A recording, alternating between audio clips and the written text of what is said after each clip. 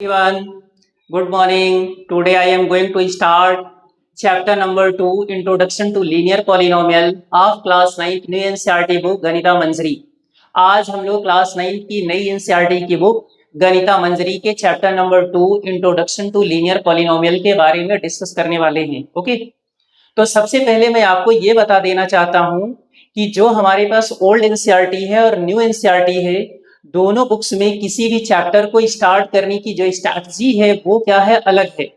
अगर सबसे पहले हम ओल्ड एनसीईआरटी की बात करते हैं तो और उसमें कोई एक चैप्टर मान लेते हैं कि पॉलिनोमियल की बात करता हूं, तो जो हमारे पास ओल्ड एनसीईआरटी है उसमें सबसे पहले आपको ये बताया जाएगा कि कांस्टेंट क्या है, वेरिएबल क्या है, coefficient, algebraic expression, polynomial and types of polynomial क्या है। उसके बाद कुछ एग्जांपल्स लिया जाएगा और ये सारी चीजों को उस एग्जाम्पल के थ्रू आपको दिखाया जाएगा और समझाया जाएगा कि ये किसी क्वेश्चन में किस तरीके से काम करती हैं। अगर हम न्यू एनसीईआरटी की बात करें तो सबसे पहले आपको कुछ एग्जाम्पल्स दिया जाएगा और उस एग्जाम्पल में आपको constant, variable, coefficient, algebraic expression, polynomial, types of polynomial को समझाया जाएगा। यानी कि उस एग्जाम्पल को सबसे पहले कंसिडर करके ये सारे इंट्रोडक्शन पार्ट को समझाया जाएगा। ठीक है, तो इसी चीज को देखते हुए मुझे भी अपने टीचिंग स्ट्रैटेजी को चेंज करना पड़ेगा। पहले मैं भी इंट्रोडक्शन पार्ट पढ़ाता था, उसके बाद फिर क्या है क्वेश्चंस कराते थे। ठीक है, लेकिन अभी क्या है कि मैं जो इसके एग्जाम्पल्स है, एग्जाम्पल्स के थ्रू आपको इंट्रोडक्शन पार्ट को एक्सप्लेन करूंगा, देन इसके एग्जाम्पल्स और क्वेश्चंस की बात किया जाएगा। ठीक है, तो सबसे पहले मेरा आप लोगों से रिक्वेस्ट है, each and everyone open your maths book. ठीक है, सबसे पहले आप लोग अपनी मैथ्स बुक ओपन करिए।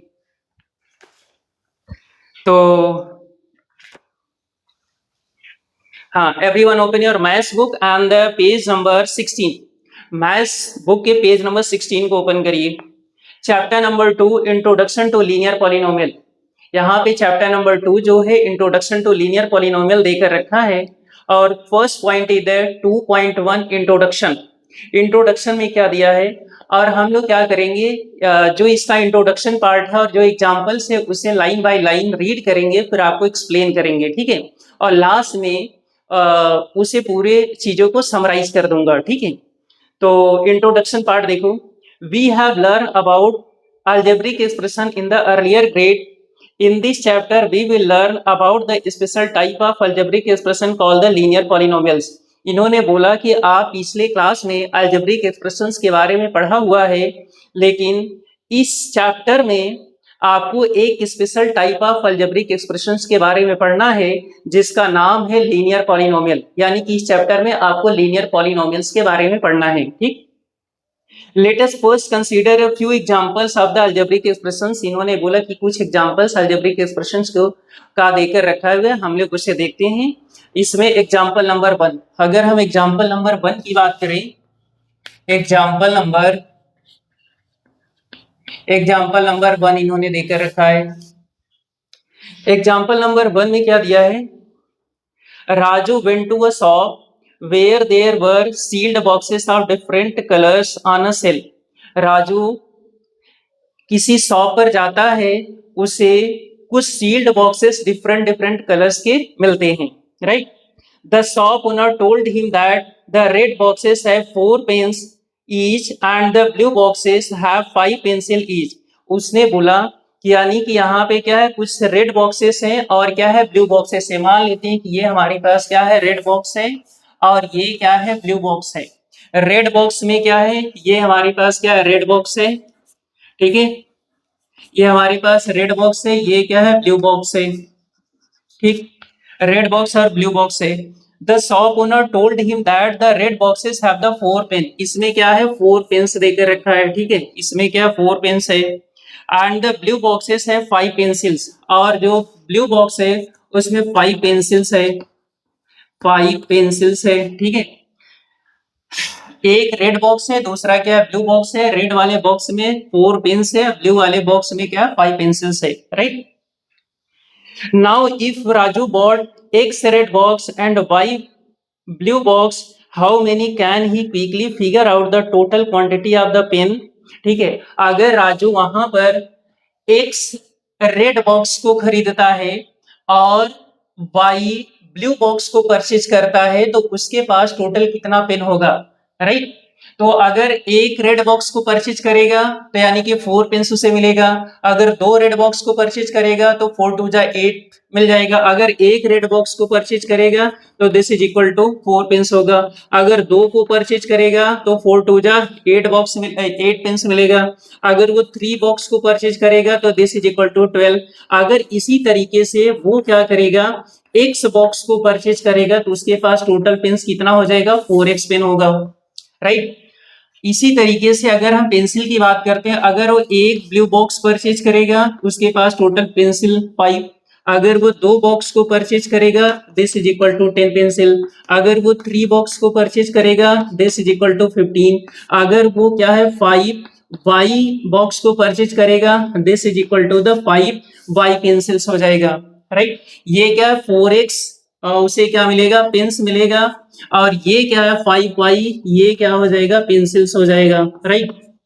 अगर y बॉक्स को परचेज करेगा तो 5y पेंसिल, x बॉक्स को परचेज करेगा तो 4x पेंस मिलेगा, right.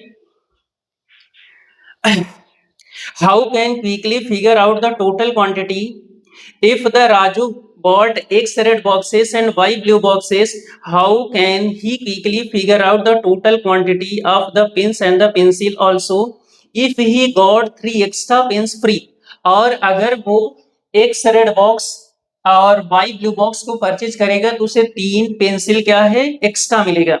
How many pencils and pens how many pens and pencil did he get together, ठीक है। तो बोल रहा है कि टोटल कितने उसके पास पेन्स और पेंसिल्स हो जाएंगे।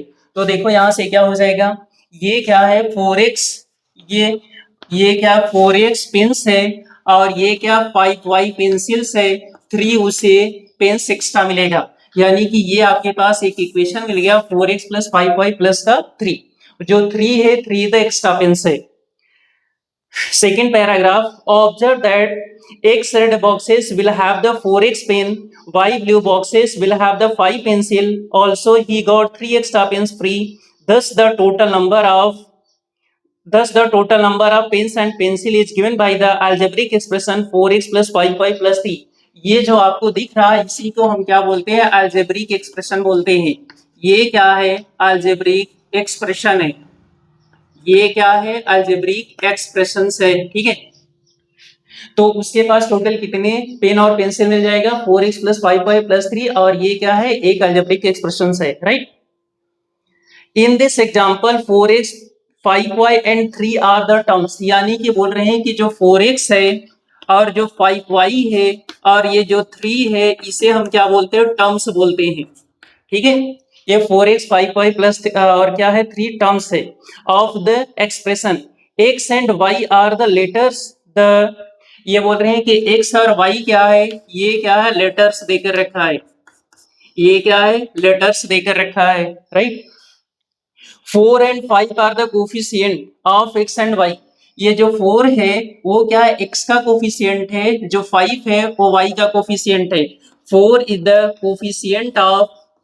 कोफिशिएंट ऑफ x है, 5 is the coefficient of y है, 5 इज द कोफिशिएंट ऑफ क्या है, y है, राइट।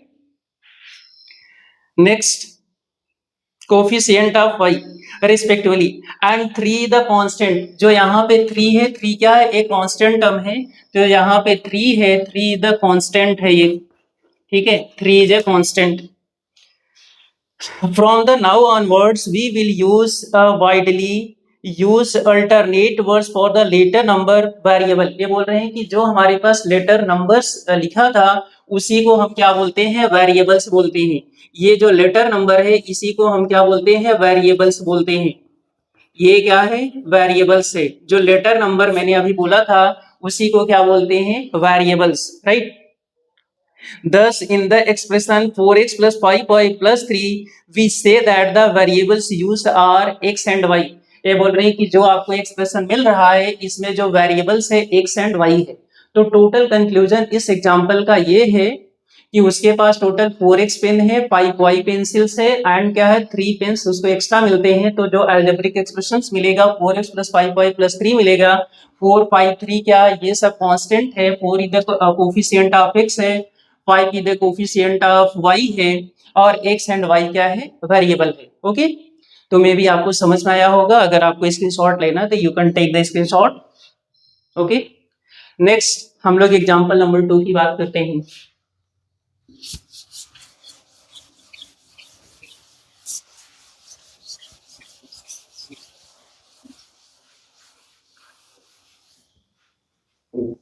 एग्जांपल नंबर 2, ठीक,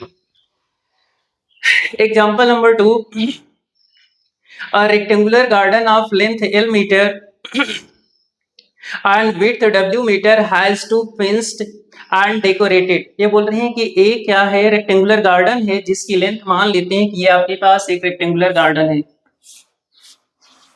जिसकी लेंथ क्या है, L है, जिसकी विड्थ क्या है, W देकर रखा है, ठीक है, जिसकी length and width is the L and W meter has to fenced and decorated, यानी कि इसको चारों तरफ से इसकी फेंसिंग की जाती है और इसको डेकोरेट किया जाता है। A wire fence is to be laid along the length is the costing 100 rupees per meter. अगर इसके लेंथ के रिस्पेक्ट में, अगर आप इसके लेंथ के रिस्पेक्ट में इसका फेंसिंग और डेकोरेशन का जो चार्ज है 100 रुपीज है, यानी कि जो लेंथ है, अगर लेंथ की बात करते हैं, ये हमारे पास लेंथ हो जाएगा और ये भी हमारे पास क्या होगा, लेंथ होगा। अगर लेंथ के रिस्पेक्ट में हम बात करते हैं तो जो इसकी कॉस्ट मिलेगी 100 रुपीज पर मीटर, 100 रुपीज क्या है, पर मीटर मिलेगा। ये क्या है, इसकी कॉस्ट है, किसके रिस्पेक्ट, यानी लेंथ के अलोंग की बात हो रही है, ठीक है। And wooden fence is to be built along the width costing is the 80 rupees per meter. अगर आप इसके width के along की बात करते हैं, ये जो है ये इसका क्या है, width है। अगर इसके रिस्पेक्ट में बात करते हैं तो जो इसकी कॉस्ट आएगी, जो इसकी कॉस्ट आएगी वो होगा क्या, 80 रुपीज पर मीटर। यहाँ पे जो इसकी कॉस्ट क्या है, 80 रुपीज पर मीटर है, right. Special seeds have to be the sown throughout the garden which will be the cost 50 rupees per square meter. ये बोल रहे हैं कि जो गार्डन है इसके अंदर में आपको एक स्पेशल सीड्स डालनी है जिसकी कॉस्ट है 50 रुपीज पर स्क्वायर मीटर, यानी कि अंदर वाला जो पोर्शन है, ये पोर्शन है, इसमें सीड्स की जो कॉस्ट आएगी वो होगा 50 rupees per metre square. Okay, तो आपको क्या फाइंड आउट करना है, what will be the total cost incurred. तो यानी कि आपको ये सारी चीजें कंप्लीट करने के लिए कितना टोटल कॉस्ट की जरूरत पड़ेगी। तो चलो हम लोग फाइंड आउट करते हैं। अगर हम लोग लेंथ के अलोंग, अगर हम लोग क्या करते हैं, अलोंग लेंथ, ठीक है, अगर हम अलोंग लेंथ की बात करते हैं तो जो इसकी कॉस्ट आएगी, जो अलोंग लेंथ की बात करते हैं तो जो इसकी कॉस्ट होगी वो क्या हो जाएगा, जो इसकी कॉस्ट हो जाएगी 100 रुपीज ये पर मीटर और 100 रुपीज ये पर मीटर, ठीक है। तो ये टोटल कॉस्ट सीधा 100 L आ जाएगा, 100 L, यानी कि 1 मीटर की जो कॉस्ट है क्या है, 100 रुपीज है और टोटल लेंथ क्या है, L मीटर है, तो total cost is equal to क्या हो जाएगा, 100L आ जाएगी, ठीक है। जैसे मान लेते हैं कि अगर 1 मीटर है तो 100 रुपीज 2 है तो 100 into 2 this is the 200, 3 meter है तो 100 into 3 this is equal to the 300, L meter है तो 100 इंटू L आ जाएगा, ठीक है। और ये 100L ये और 100L ए, यानी कि 200L आ जाएगा प्लस का 100L ये, तो जो लेंथ के अलोंग उसकी कॉस्ट होगी this is equal to the 200L rupees आ जाएगी, राइट।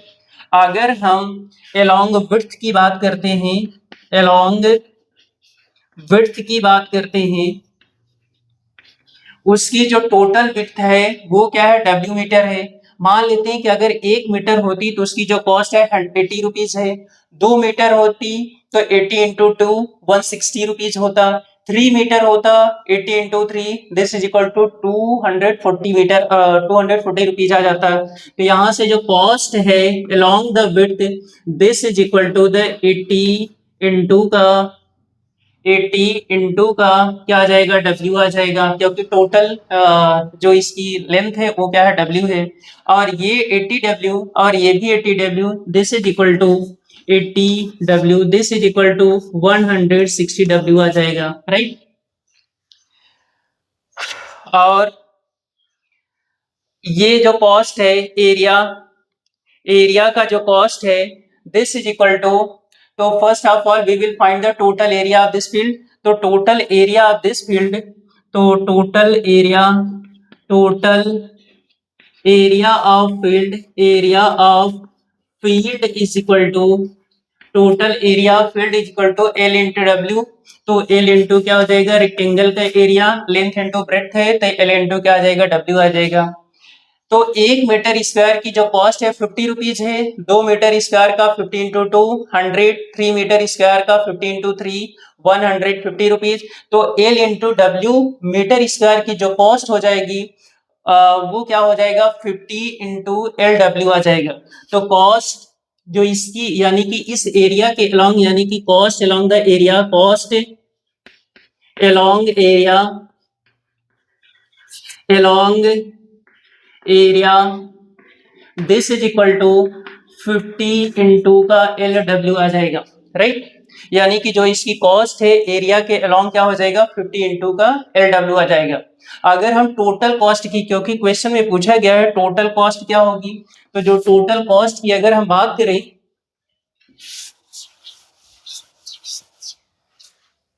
अगर हम इसमें टोटल कॉस्ट की बात करें, टोटल कॉस्ट की अगर मैं बात करता हूं, ठीक है, तो लेंथ के अलोंग जो टोटल कॉस्ट है, this is equal to 200 l. Width के अलोंग जो आपके पास कॉस्ट है, this is equal to the 160 डब्ल्यू, प्लस एरिया में जो कॉस्ट लगेगा, दिस इज द 50 इंटू का एल डब्ल्यू, तो 50 इंटू का क्या हो जाएगा, एल डब्ल्यू। ये भी आपको एक तरीके से अलजेब्रिक एक्सप्रेशन से मिल गया, राइट। तो यहां से देखो, what will be the total incurred cost of the wire fencing along the garden, this is the this is equal to 2l into का 100, this is equal to the 200l, 200l, and cost of the wooden fencing along the garden width is the 160w, right, and the cost of the sowing seeds throughout the entire garden, this is equal to the 50 into lw। तो यानी कि area के along जो इसकी total cost हो जाएगी 50 into lw आ जाएगी। Total cost is equal to 200l plus 160w plus 50 into lw आ जाएगा। This is the algebraic expressions of the total cost. ये भी क्या है, एक तरीके से अलजेब्रिक एक्सप्रेशंस है, राइट। ये भी क्या है, एक तरीके से अलजेब्रिक एक्सप्रेशंस देकर रखा है, ओके। तो ये आपके पास टोटल एग्जांपल नंबर 2 का कॉन्सेप्ट था। इसमें टोटल ये देकर रखा है कि एक आपके पास गार्डन है, तो उसका जो लेंथ एल है, उसका जो विड्थ है डब्ल्यू है, जो उसका लेंथ के अलोंग की जो कॉस्ट है 100 रुपीज पर मीटर है, जो विड्थ के अलोंग कॉस्ट है वो क्या 80 रुपीज पर मीटर है, ठीक है। और जो अंदर के पार्ट में यानी कि एक स्पेशल सीड्स डालनी है जिसकी कॉस्ट क्या 50 रुपीज पर मीटर स्क्वायर है।